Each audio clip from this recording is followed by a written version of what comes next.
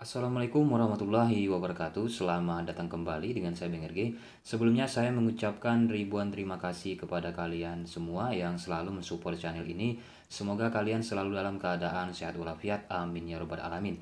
Pada kesempatan kali ini saya ingin membahas aplikasi pinjaman online yang sudah berizin di Otoritas Jasa Keuangan, dan saya akan memberikan sedikit solusi bagaimana jika kalian ada gagal bayar di salah satu aplikasi pinjol OJK.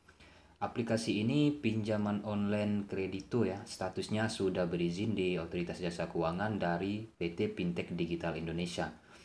Saya informasikan ada 11 aplikasi pinjaman online ilegal yang berhasil digerebek di PIK 2 Jakarta Utara. Itu adalah kredito ilegal ya, bukan yang legal. Dari 11 pinjol ilegal itu dikelola oleh PT Jiucheng Teknologi.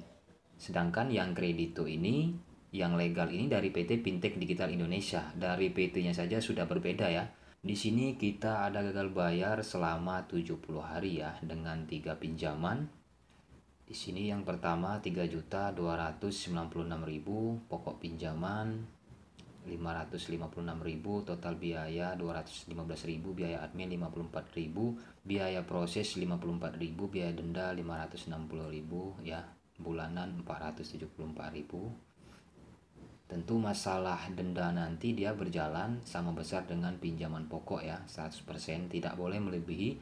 Itu sudah ketetapan fintech pinjaman online. Terus yang kedua di sini ada 1.915.000, jatuh temponya sudah 40 harian, dan ini sekitar 10 harian ya, ada 3 pinjaman. Dan kembali lagi saya ingatkan kepada teman-teman, tidak perlu panik, khawatir apapun bentuk-bentuk dari penagihan debt collector pinjaman online ya. Jadi tetap tenang, fokus sama kegiatan pribadinya. Tentu kalian sudah paham ya bagaimana dampak yang akan terjadi ketika galbay di pinjaman online legal. Itu tentu 1 hari sebelum jatuh tempo ya sudah dihubungi oleh DC sebagai pengingat pembayaran hutang. Terus galbay dari 1 hingga 7 hari dihubungi kembali dengan DC yang berbeda ya.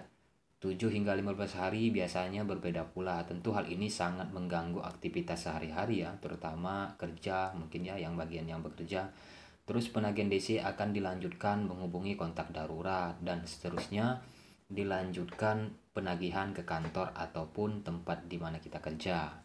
Saat ini kan pinjol legal ini beberapa sudah melanggar aturan ya, seperti menghubungi di luar jam kerja.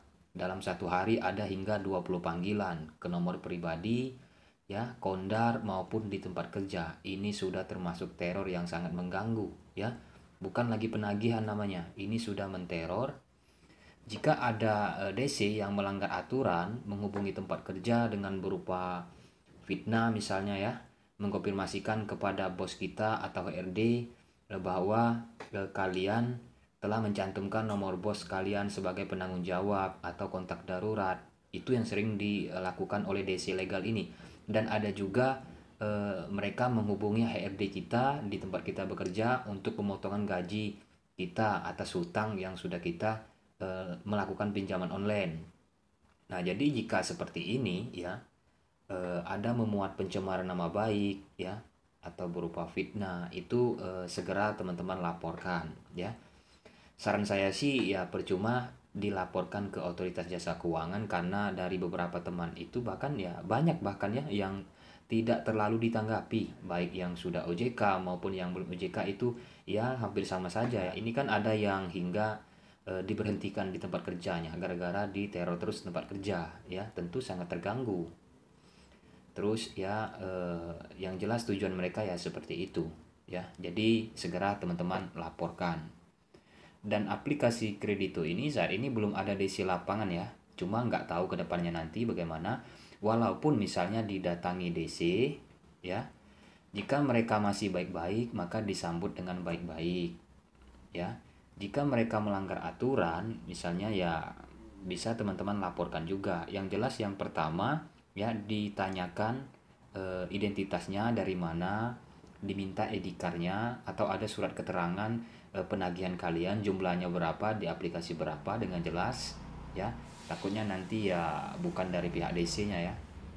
Terus Untuk masalah biaya checking saat ini belum ada ya dari teman-teman yang masuk ke saya, baik pun di dalam grup ya, yang gagal bayar di kredito ini, baik yang baru 1 bulan 2 bulan, baik pun yang sudah 1 tahunan, itu belum ada yang masuk ke Selik OJK ya. Karena menurut saya pinjol ini dia berdiri sendiri, tidak bekerja sama dengan bank ataupun bernaung dengan bank ya. Nah, jika pinjaman online yang bekerja sama dengan bank itu sudah dipastikan karena mereka ada wewenang untuk menyerahkan data-data debitur di saat pengajuan pinjaman online maupun yang sudah gagal bayar ya. Jadi masalah Selik OJK ini ya tergantung dari pinjaman online-nya. Jika mereka rajin, rutin, nah di saat kalian pertama kali di ACC itu data kita sudah diserahkan ke Selik OJK, bukan berarti sudah gagal bayar ya. Nah, jadi tetap diserahkan jika pinjam olehnya rutin ataupun rajin menyerahkan data-data riwayat debitur ke Selik OJK. Jadi untuk saat ini yang masuk Selik OJK itu ada 3 ya. Seperti Aku Laku, Es Pinjam, dan Kredipo. Kredipo yang baru seminggu yang lalu saya dapat info ya, ada teman-teman kita sudah masuk. Jadi solusinya seperti ini saja menurut saya ya. Namun di sini keputusan kembali lagi kepada kalian semua ya. Jadi jangan terlalu ditanggapin dulu ya. Yang terpenting di sini mental, jangan takut apapun bentuk-bentuk penagihan dari DC mengenai hukum. Sering kali saya jelaskan masalah hukum pidana itu tidak ada masalah hutang piutang. Yang terpenting di sini jangan terlalu ditanggapin, jangan digubris dulu, jelaskan 1 kali. Saya belum ada uang, nanti jika saya ada uang saya akan bayar. Seperti itu saja, bukan tidak ada niat baik ya. Nah setelah itu nggak usah direspon, fokus sama kerja ya. Fokus cari uang untuk membayar pokoknya. Jika setelah ada uang nanti, silakan minta negosiasi kepada DC-nya. Saya hanya ada segini, bisa nggak dipotong bunga dan dendanya. Jadi dicoba dulu ya. Jika mereka nggak mau ya udah, nggak usah dibayar dulu ya.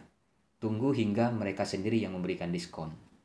Nanti pasti ada. Itu kan ada beberapa pinjol pinjaman online misalnya seperti Julo ya, itu seringkali memberikan diskon. Terus aplikasi ada Kami juga. Nah, Kredit Pintar itu kan ada seperti Kredit Indonesia, itu bisa kalian coba. Jadi di sini saya berharap seperti itu ya, kuatkan mental, jangan tangkapin dulu apapun bentuk terornya ya, karena itu hanya menakut-nakuti saja. Oke, hanya itulah yang bisa saya informasikan saat ini. Terima kasih buat teman-teman yang sudah menyimak dan yang sudah selalu mensupport channel ini.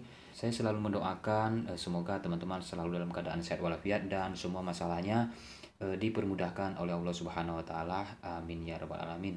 Oke, saya undur diri Bang Ergi. Assalamualaikum warahmatullahi wabarakatuh.